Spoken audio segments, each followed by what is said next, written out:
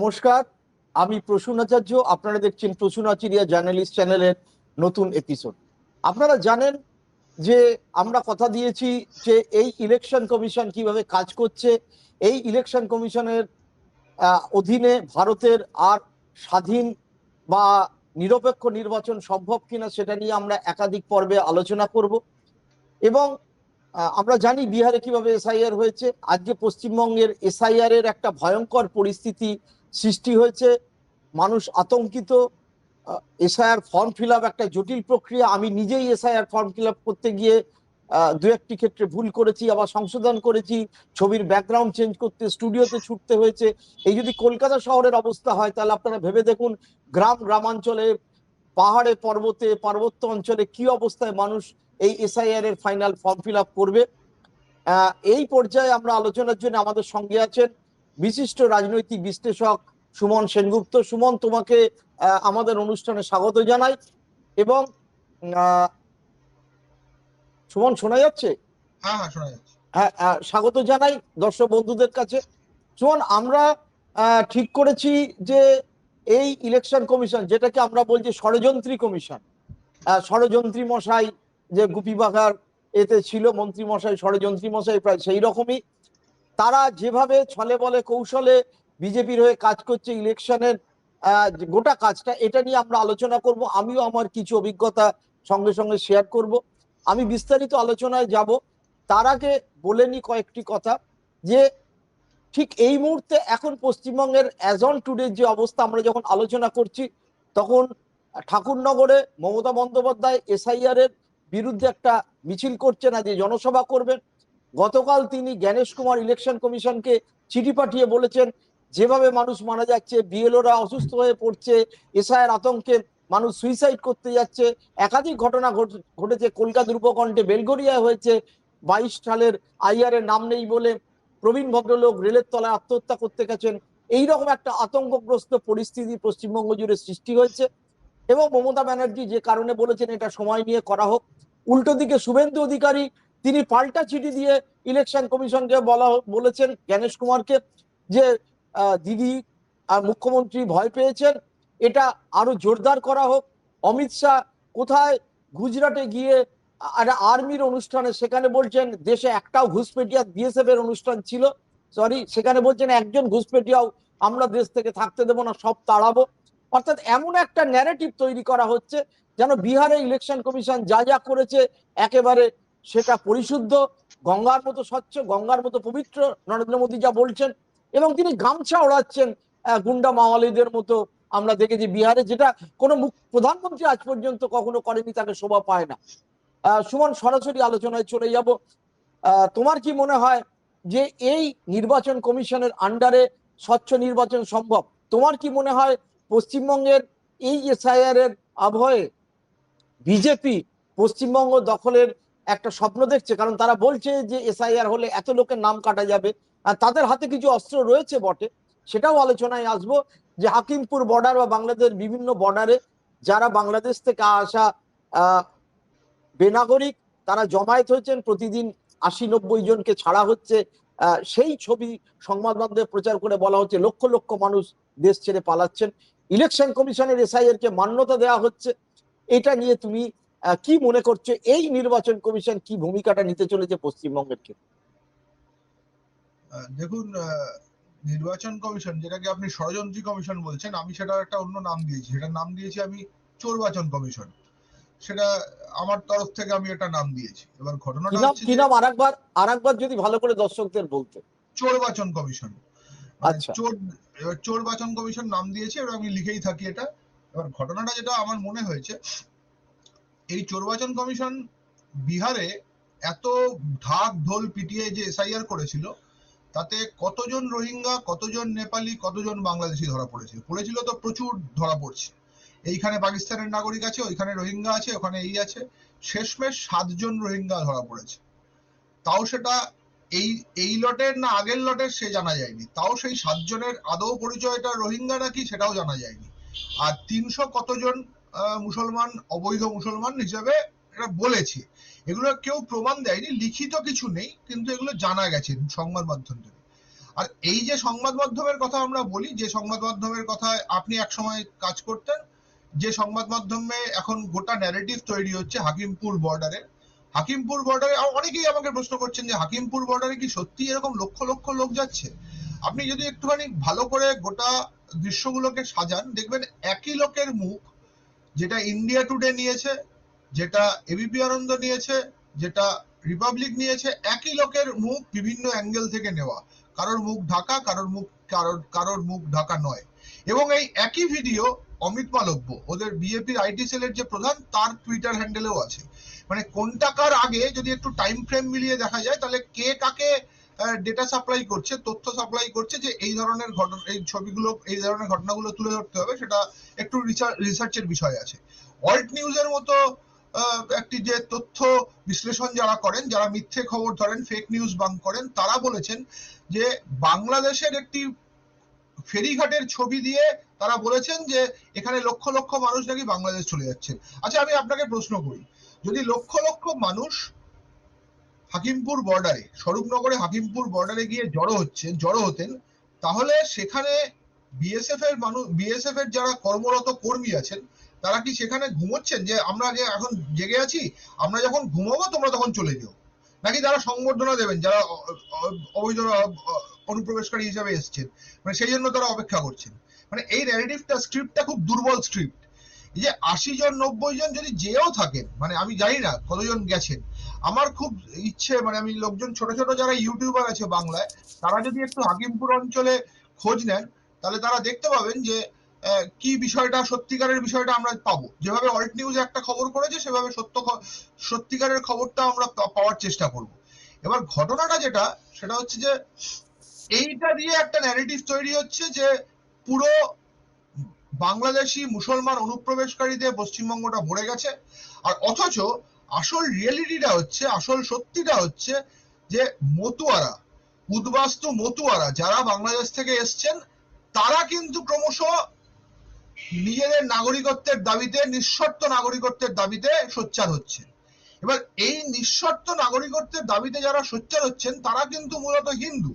এবার এই খবরটাকে চাপার জন্য এই উল্টো ন্যারেটিভটা তৈরি করা হচ্ছে, যে উল্টো ন্যারেটিভটা একটা সময় গিয়ে দেখা যাবে যে এই উল্টো ন্যারেটিভটা গিয়ে 9ই ডিসেম্বরে, মানে বড় হয়ে বেলুনটাকে ফুলানো হচ্ছে, 9ই ডিসেম্বর এটা বাস্ট করবে, এটা বোঝা যাচ্ছে। এবার আপনি যে প্রশ্নটা করলেন যে বাংলাদেশের থেকে, মানে এই এসআইআর, এই নির্বাচন কমিশন, মানে আমার ভাষায় চোরবাচন কমিশন কি সত্যিকারের কোনো স্পষ্ট, ভালো, পরিষ্কার, ফেয়ার এন্ড ইলেকশন করতে পারবে? এবার আপনাকে আমি তথ্য হিসাবে দিই, 2023 সালে এই চোরবাচন কমিশনের প্রধানকে বসানো হয়েছে, তার নাম, এবার কি আইন আনা হয়েছে 2023 সালে ডিসেম্বর মাসে শীতকালীন অধিবেশনে একটা আইন আনা হয়েছে। সেই আইনটা হচ্ছে যে এই নির্বাচন কমিশনের যে মুখ্য আধিকারিক কিংবা অন্য দুজন নির্বাচন কমিশনার, তাদেরকে চয়েস করার আগে যে প্রভিশন ছিল, সেটা হচ্ছে সুপ্রিম কোর্ট চয়েস করবে, সুপ্রিম কোর্টের প্রধান বিচারপতি, প্রধানমন্ত্রী এবং বিরোধী দলনেতা।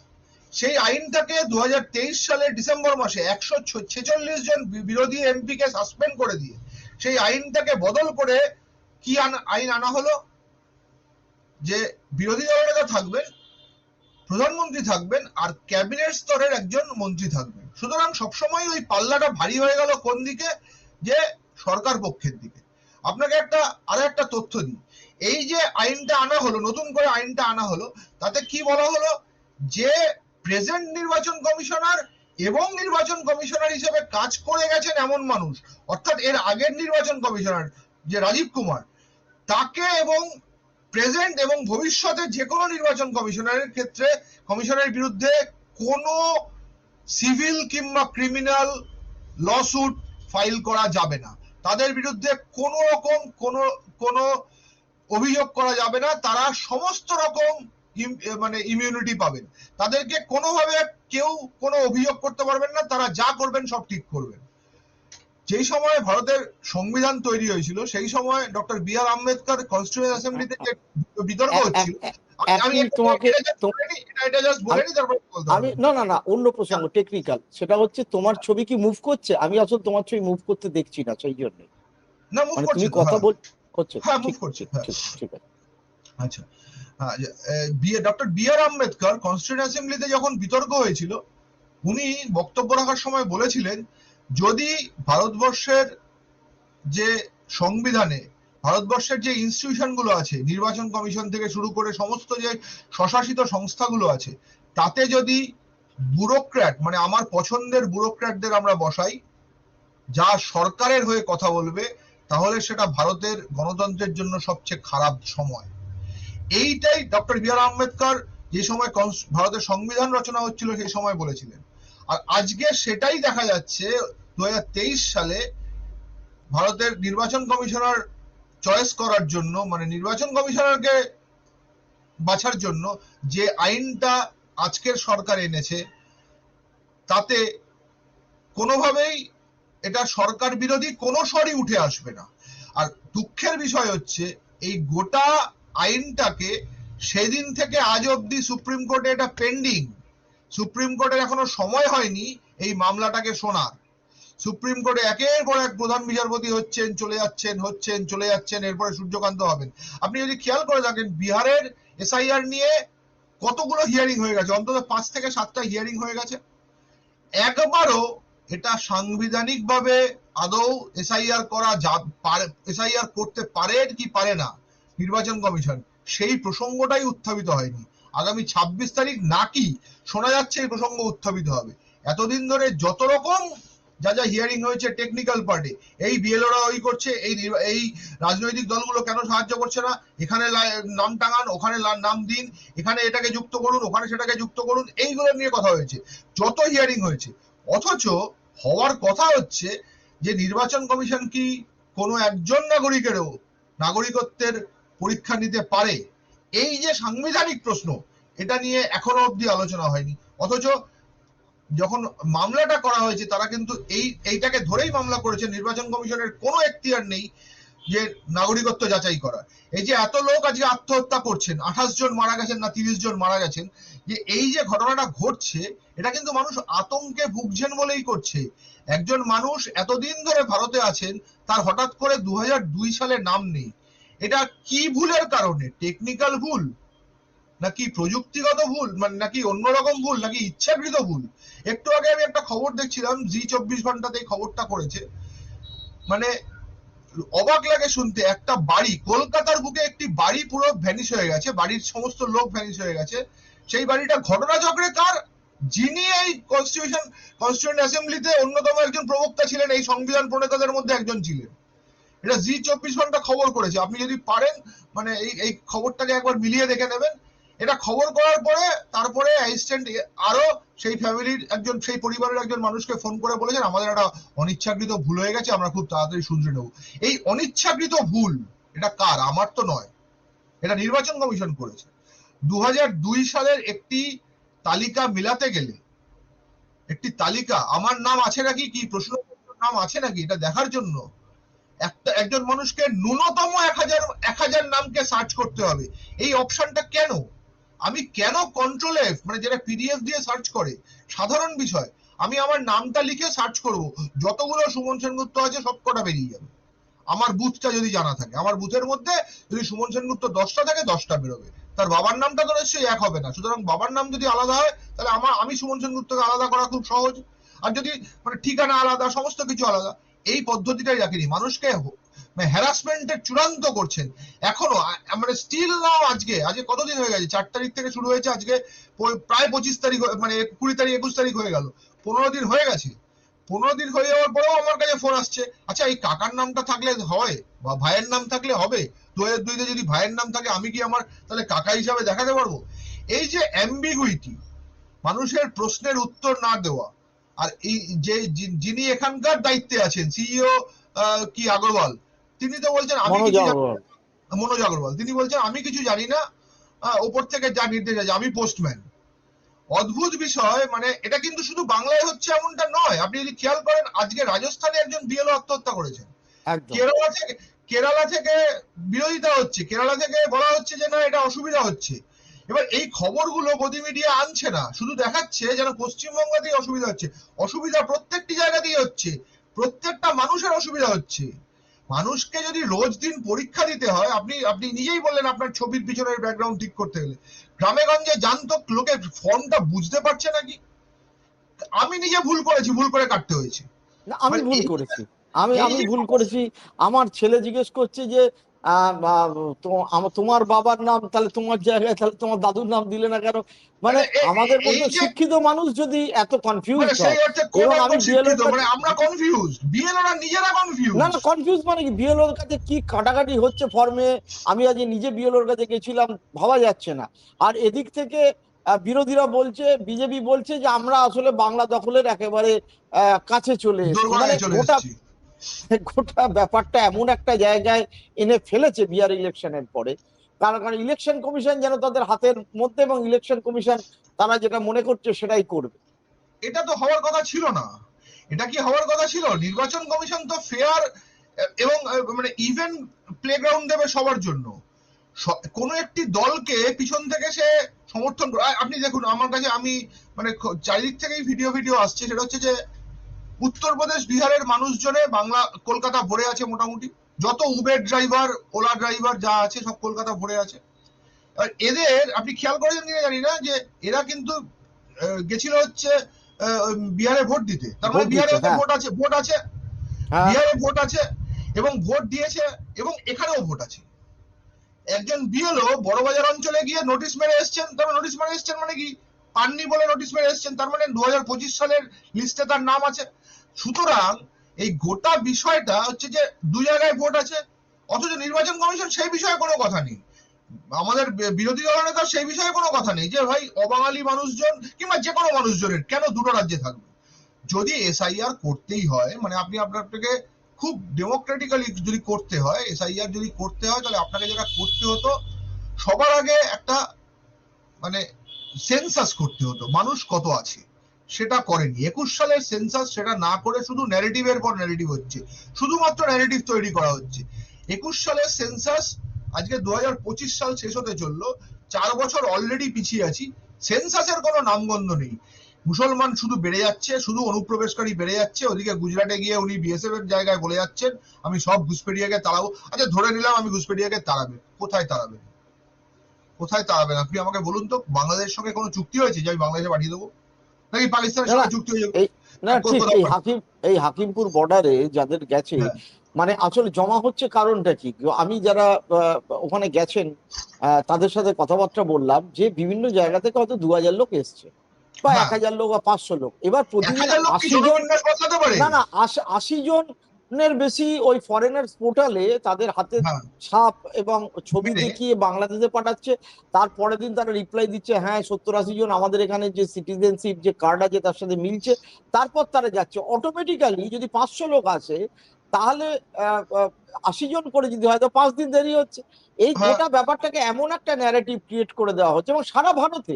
ইনফ্যাক্ট আজকে আমাকে দিল্লি থেকে ফোন করছে, আজকে আমাকে অন্য রাজ্য থেকে ফোন আসছে যে আপনারা কি মতামত এই, এবং মমতা ব্যানার্জি রাস্তায় নামছেন, শুভেন্দু অধিকারী এই বলছেন, সিপিএম বলছে অন্য দিক থেকে যে জেনুইন ভোটাররা যেন থাকে, মৃত এবং জাল ভোটাররা যেন বাদ যায়। সব মিলিয়ে এমন একটা প্রেক্ষাপটের সৃষ্টি হয়েছে যে একটা ভয়ঙ্কর পরিস্থিতি। এবং বিজেপি অ্যাজ ইফ যেন বিহারের পর বাংলা প্রায় দখল করে ফেলেছে, শুধুমাত্র ইলেকশন কমিশনকে হাতে করে, ভোট হলো না, কিছু হলো না, যে তারা ভোটে জিতে গেছে, এমন একটা ন্যারেটিভ আজকে নভেম্বর মাসের মাঝামাঝি শেষের দিকে সেখান থেকে শুরু হয়ে গেছে এই ন্যারেটিভটা তৈরি করা, যে বিহার কা বাদ বাঙ্গাল কা চুনাও আর আমি জিত যদি ধরে গিয়া নিই হ্যায়। আপনার কথাটা ঠিক, যে 80 জন করে পাঠাচ্ছে, ঠিক আছে 80 জন করে পাঠাচ্ছে। যদি ওখানে 5000 লোক থাকে, মানে আমি 8000 লোক থাকে, তাহলে হিসাব করতে সুবিধা হবে। 8000 10 লোক দিন, ওখানে জমা হয়ে যায়, 10 দিন লাগবে। আর হ্যাঁ ঠিক আছে 12 দিন লাগবে। এবার 12 হ্যাঁ, দিনের কিন্তু খবরটা নয়, খবরটা কিন্তু না 2-3 দিন ধরে উঠছে। হ্যাঁ, এবং কারণ এই ওই ওই খবরটা কিন্তু লোকগুলো এসে তো, লোকগুলো যারা আসছে তাদের তো ফার্স্ট কাম ফার্স্ট সার্ভ হিসেবে নাম নথিভুক্ত হচ্ছে। হ্যাঁ ফলে তারা ওখানে শুয়ে থাকছে, খাচ্ছে, মশার কামড় খাচ্ছে। এবং এটা তারা সেটাই হোক, কেন সেটা করছে? নিয়ে আমার সেটা না না, আমি বলছি যে এইটাও মানে, এবং আপনি খবরটা যদি দেখেন, খবরের চ্যানেলটা মানে এর ক্লিপ সে ব্যবহার করছে, তার ক্লিপ এ ব্যবহার করছে, মানে একজন দুজন সাংবাদিকের মুখোশ পরা কিছু লোকজন গেছে, তারা গিয়ে ওই ছবিটা করেছে, খবরটা করেছে। আমি জানি ইন্ডিয়ান এক্সপ্রেসও খবর করেছে, ইন্ডিয়া টুডে খবর করেছে, সবাই করেছে। ন্যাশনাল ন্যারেটিভ হচ্ছে যে এইটা যাচ্ছে। এবং কিন্তু ঘটনাটা হচ্ছে যে যদি ধরা যাক 8,000 লোক হয়, 7,65,00,000 যে যদি ভোটার থাকে তার মধ্যে 8,000, সেটা কি অনুপাত, অনুপাতটা কত?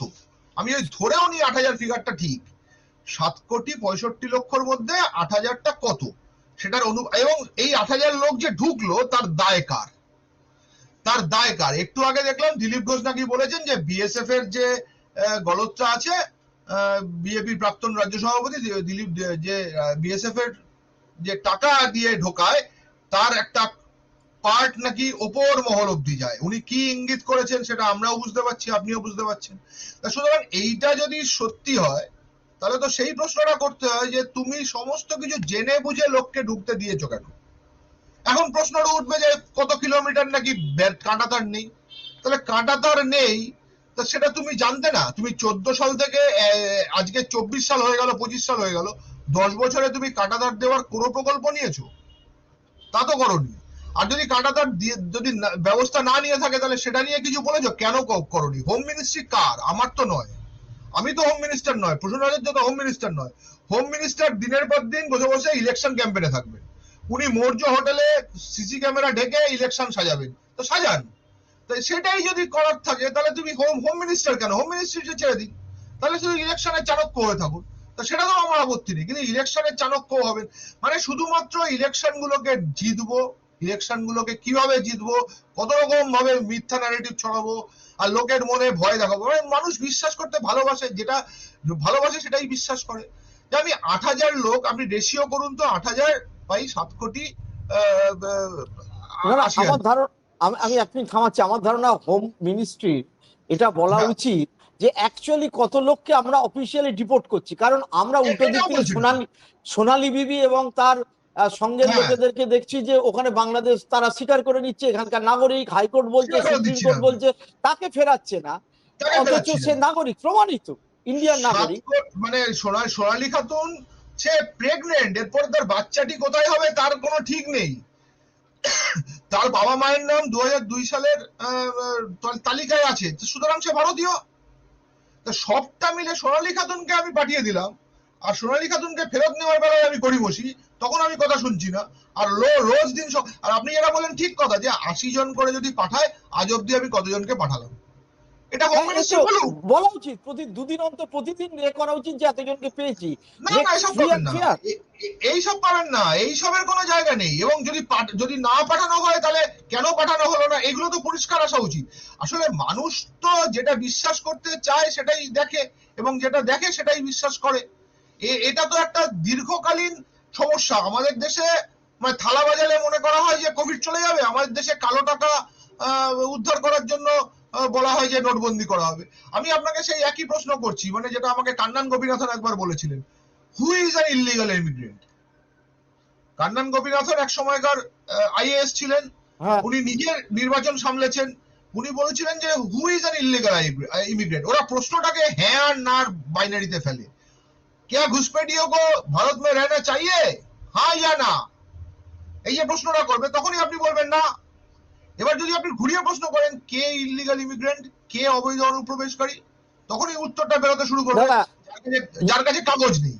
তাহলে ইন্টারেস্টিং কাগজ হ্যাঁ বলুন। ইন্টারেস্টিং ঘটনা হচ্ছে আজকে বিএসএফ এর প্রোগ্রামে গিয়ে অমিত শাহ বলেছে এসআইআর এ ভয় পেয়েছে বাংলা, এটা বন্ধ হবে না, কারণ ঘুষপেটিয়া 1 টাকাও রাখবো না, সব বার করে দেবো। হ্যাঁ, বিহারে ঠিক এই ঘুষপেটিয়া করতে করতে ফাইনালি যখন দাঁড়ালো, তখন তার 760। একেবারে চাপলুস চ্যানেল টাইমস দা নবিকা কুমার, যে প্রায় হ্যাঁ, প্রতিদিন পা ধুয়ে জল খায় নরেন্দ্র মোদী, সে বলেছে যে সেই কত, যখন বলে এটা জিজ্ঞেস জানা কি করছে জরুরি? তখন বলছে না আপনি বলিনি, ওরকম প্রশ্ন না না, বাদ। তার সেটা মানে বলেনি না, সে বলেছে এটা কি জানা খুব জরুরি।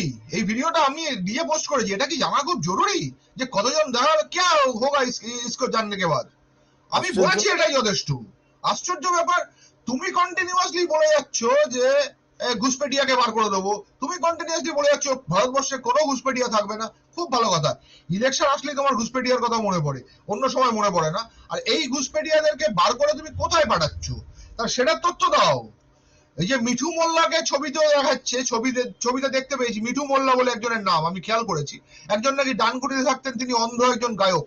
হতেই পারে, আমার কোনো ইসে নেই, যাই মানে অবিশ্বাস করছি না, কিন্তু এই মানুষটা তো বাংলাদেশ চলে যাচ্ছেন, তাহলে বাংলাদেশ সরকারের কাছে প্রশ্ন করুক যে এই মানুষটা কেন এসেছিল, কিভাবে এসেছিল, কিংবা বাংলাদেশ সরকার জানাক যে হ্যাঁ আমি এই লোক দুটোকে পেয়েছি।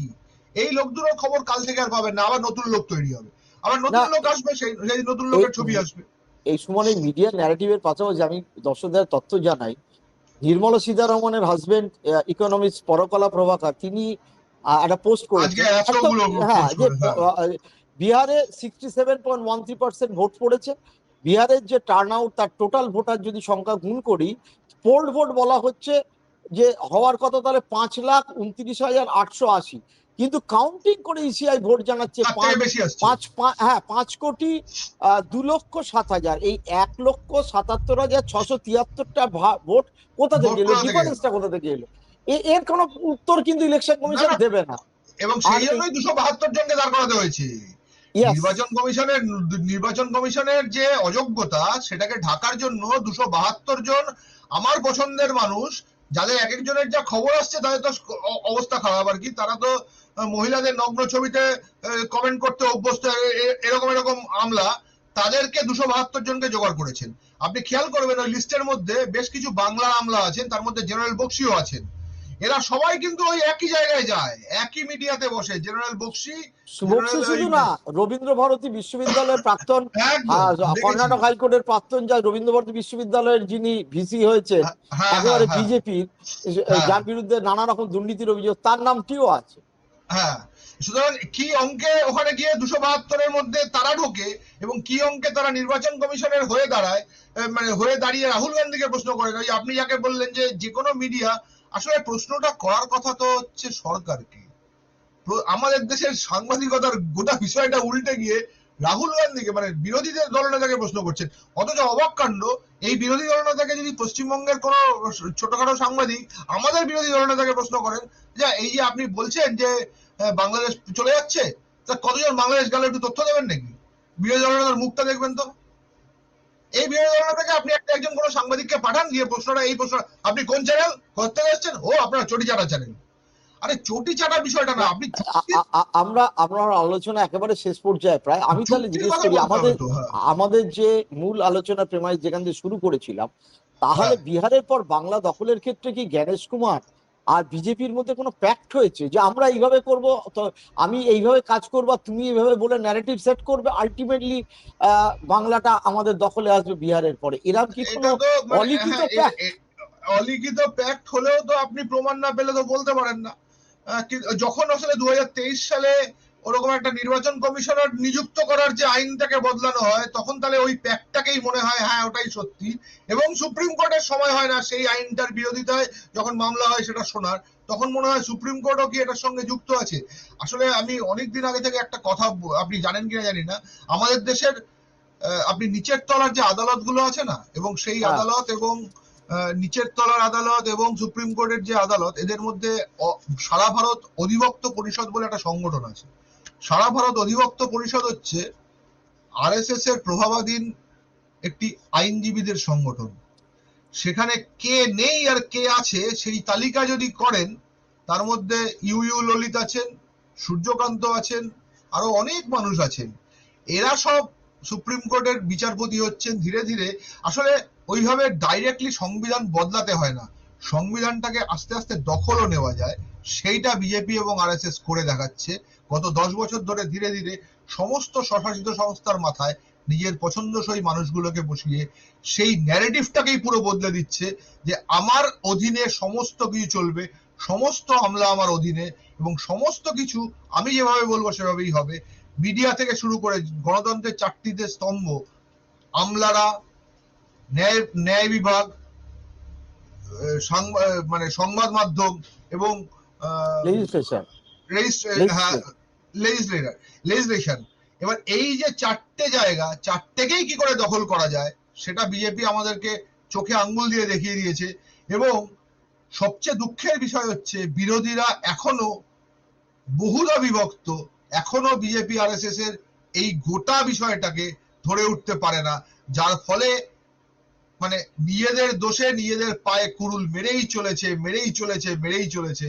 কি হবে আমার জানা নেই। আগামী দিন ভবিষ্যতে কি হবে আমার জানা নেই, কিন্তু আগামী দিন যে ভয়ঙ্কর সেটা বোঝা যাচ্ছে, এটুকু আমি বলতে পারি।